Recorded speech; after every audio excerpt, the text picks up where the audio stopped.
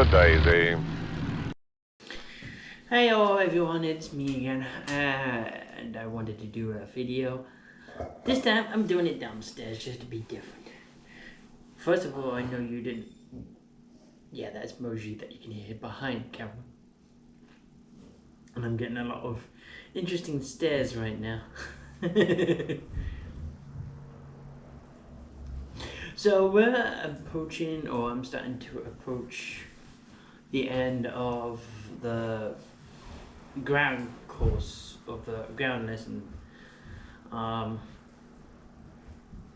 It's a little different than we all expected it to be, but we finally got the book that I was waiting for. No, I didn't get it from the college bookstore.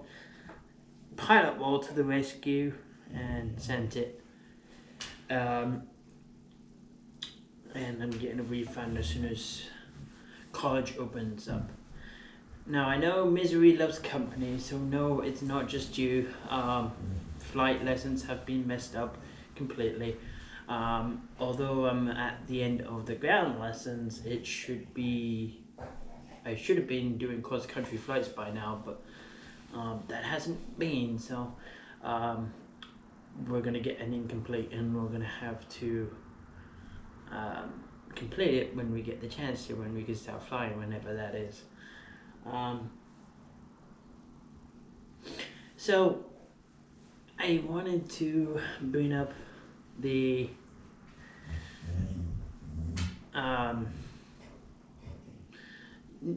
point that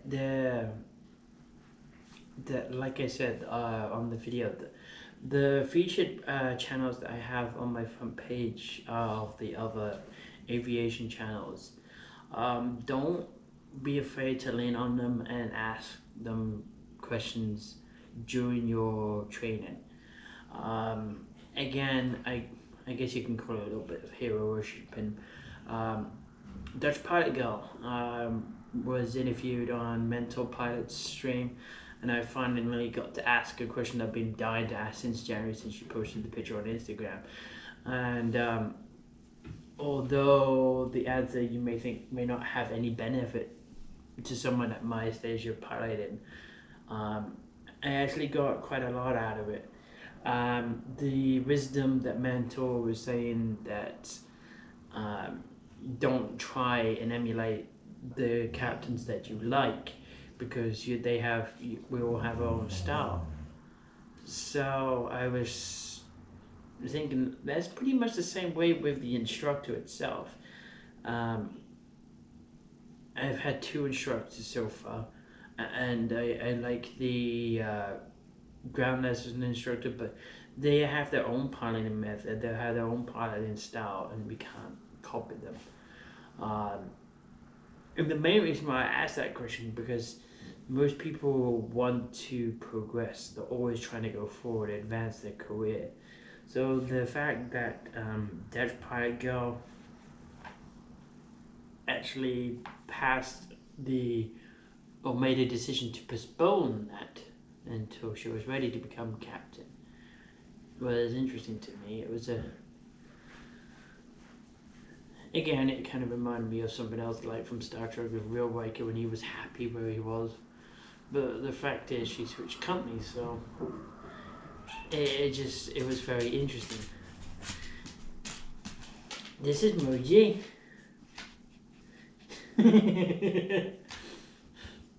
Hi Moji. You're gonna be famous on YouTube now. You do know that, right? So no, it isn't just your flight training that's been messed up. Mine got messed up too. We've been doing online courses, and I may share your brief of that, because I've been showing you some of the Jepson stuff already. I do. I take a white light, flashlight, and I cover it with my fingers, and I just use a filtered white light at night instead of trying to read using a red light. I just don't find that a red light is all that effective for me. But the bottom line is you don't want a bright light. Okay, so you should use some sort of filtered light when you need to use a flashlight in the cockpit. You want to avoid any kind of carbon monoxide exposure, like exhaust fumes from an airplane or a car, or smoking.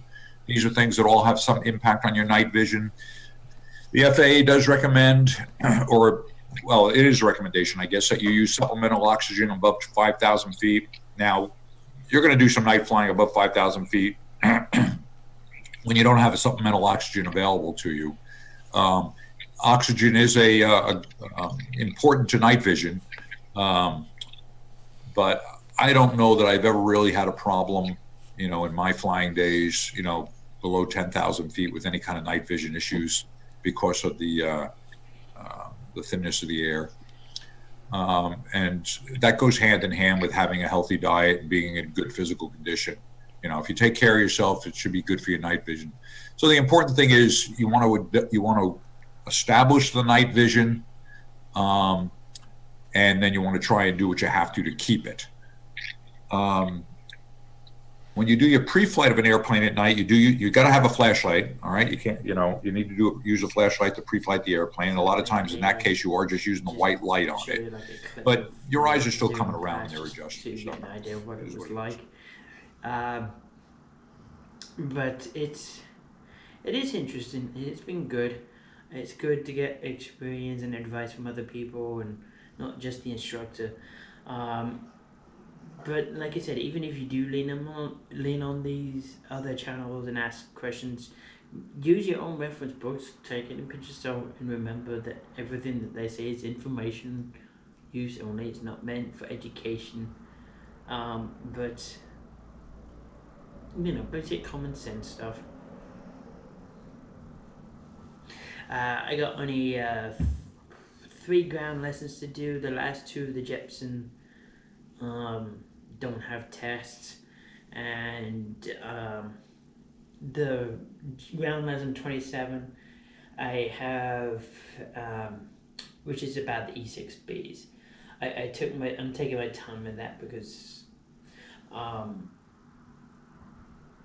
I watched all of Fly at MikeAlpha.com's videos on E6B, and it's slightly different from the way that Jepson's teaching. So I'm reteaching myself that and using combining both methods, and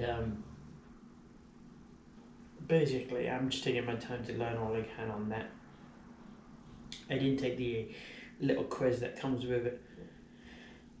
So in about 2 weeks' time, we'll be having the stage 3 course, which is the last stage 3, and then we're going to be having the end of course exam, which is going to be online using our college thing, Canvas, because we can't go into the classroom or the airport. We're supposed to go and take the written exam for the private pilot within 2 weeks of finishing the end of course. I don't know how that's going to be because you can't go into the airport right now. So there's certainly a lot of unknowns. Max is Furbabies. I thought this would be a way to show you all of the Furbabies because you saw them with the map. You got Duchess, which is a camera hog here. And she likes to hold paws. So. You gotta do whatever you can. Come on, Moji. He gets upset if he's not talked to. Come on, Moji, you can come in. But no, so there's another reason why I chose to do this here, not to rip off Mental, but the fact that it's daylight, it's sun. You gotta do what you can to, get yourself out of that mind trap. You go into a mind tunnel. Moji, shh. you go into a mind tunnel and it could be pretty hard to get yourself out of it again. And while we're stuck at home all the time, it is going to be even more difficult.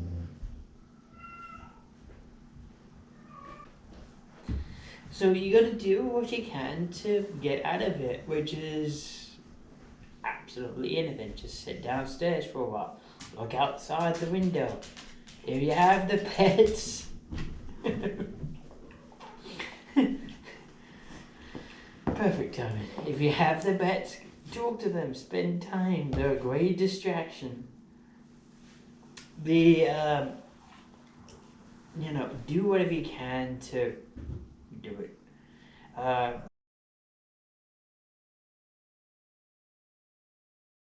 You can teach monkeys to fly better than that.